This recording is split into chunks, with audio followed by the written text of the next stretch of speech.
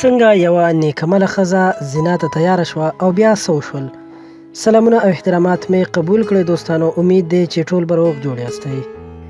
د اسلامي حکایاتو په کتاب ریاحین الشریعه کې دا واقعه ذکر شوې ده چې ابن جوزي فرمایي چې په بغداد کې یو ځوان و چې ډېر ښکلی او ښایسته و، او د هغه کار دا و چې هغه به آسونو ته نالونه جوړول او د هغو په خپو باندې به یې ټک وهل. د نال جوړولو په وخت کې به هغه په سره بټۍ کې دغه نال کېښودو او بیا به یې په اور کې د انبور یا پلاس سره نه نیو، بلکې په سور اور او سکروټو کې به یې لاس ومنډو. هغه نال به یې په لاس کې ونیو او د خپلې مرضۍ مطابق به یې ورته شکل جوړ کړو، یعنی چې د اسپي په خپې به څنګه برابرېدو هغسې به یې ورته په اور کې دننه جوړ کړو.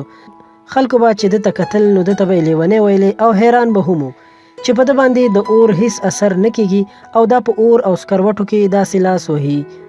یوه ورځ یو سړی همدغه ښار ته راغی. کله چې د دې ځوان دا هر څه ولیدل چې دا څنګه په ګرم اور کې لاس دننه کوي او اوسپنه رانیسي او بیا ترې د اسپو نلونه جوړوي، نو ډېر په حیرانتیا کې پرېوتو او له ده نه یې پوښتنه وکړه.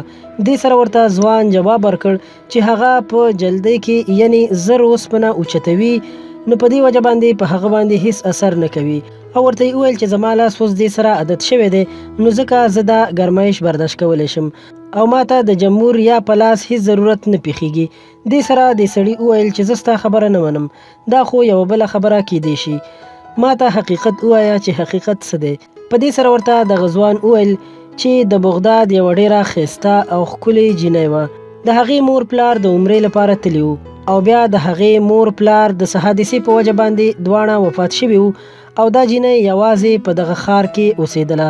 هغه جینۍ چې ټول عمر په پرده کې رالوی شوې وه په کور کې دننه اوسېدونکې جینۍ وه. اوس دا هیڅ په دې نه پوهېده چې څنګه خپله زندګي تېره کړي. اخر ډېر د خفګان او پریشانۍ په حالت کې بهر سړک ته راووته. هغې زما دروازه وټکوله چې یخې اوبه به راته راکړې. ما ورته دننه نه یخې اوبه راوړلې او ورمې کړې.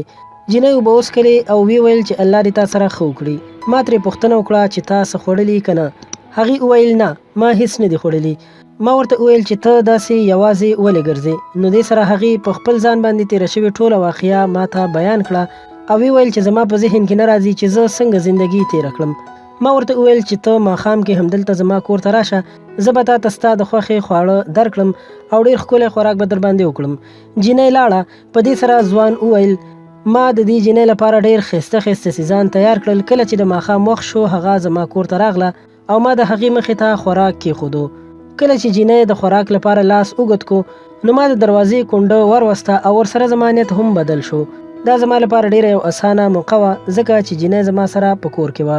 کله چې ما د دروازې کونډه وروسته نو دې جینۍ شاته وکتل او راته وویل چې زه ډېره مایوسه او مرګ ته نږدې او د دې دنیا نه تلونکې یم. هغې ما ته وویل ای زما وروره ته ما په خپل حالت باندې پرېږده. هغه ځوان وویل چې زما په سر باندې د غلط کار او بې حیایۍ بوت ناست و. ما هغې ته وویل چې داسې موقع بیا هیڅکله هم موږ ته نشي میلاوېدی، زه تا نشم پرېښودی. هغې جینۍ ما ته وویل زه تا ته د خدای او د رسول واسطه درکوم او درخواست درته کوم چې ما پرېږده. ما سره زما د عزت نه علاوه نور هیڅ هم نه دی پاتې او داسې نشي چې زما عزت د خپو لاندې شي او ما سره بیا نور هیڅ هم پاتې نشي. نو که بیا په دغه حالت کې زه ژوندی هم پاتې شم نو زه به لکه د مړو غوندې ژوند کوم. دغه ځوان وویل کله چې ما د جینۍ دا خبرې واورېدې نو په ما باندې ډېر اثر وشو. ما د دروازې کونډه خلاصه کړه او د دې مخې ته همداسې ودرېدم او ما ورته وویل چې ما معاف کړه. په ما باندې یو داسې کیفیت راغلی و چې زه یې غلط کار ته مایله کړی وم او د دغه غلط فکر او سوچ نه ما ځان نشو خلاصولی. خو اوس رانه هغه کیفیت لرې شو. ته په ښه شوق سره خوراک وکړه او د اوس نه وروسته ته زما خور یې. جینۍ چې کله دا خبرې واورېدې نو ویې ویل یا الله زما په دې ورور باندې د دوزخ اور حرام کړي. په دې وخت کې هغه په ژړا شوه او په اوچت غږ یې وویل چې یا الله نه صرف د دوزخ اور بلکې په دې دنیا باندې اور هم پرې حرام کړي. ځوان وایي چې کله جینۍ دا دعا وکړه او لاړه نو یوه ورځ ما په دکان کې کار کاوه چې ما سره زنبور نه و او ما نالونه ګرمول. په دې وخت کې ما زنبور ته لاس کړ چې زنبور راواخلم او نالونه پرې ګرم کړم.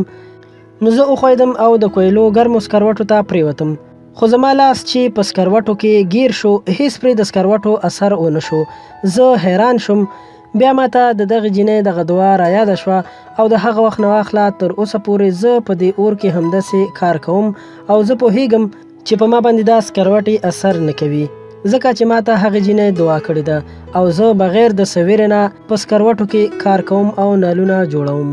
مننه کوم دوستانو چې قصه مو راسره تر پایه وکتله. که خوښه شوې مې ضروري در سره لایک کړئ او خپل ملګرو سره یې په فیسبوک، واتساپ او انسټاګرام باندې هم شیر کړئ او له همدغسې نورو په زړه پورې او معلوماتي ښایسته ویډیوګانو لپاره در سره زموږ چینل سبسکرایب کړئ. ورسره خوا کې د بیل نشان هم ووهئ چې زموږ د هرې نوې راتلونکې ویډیو سره تاسو ته خبر درکړل شي. راتلونکې ویډیو دپاره موږ ته اجازت راکړئ. د لوی الله په امان.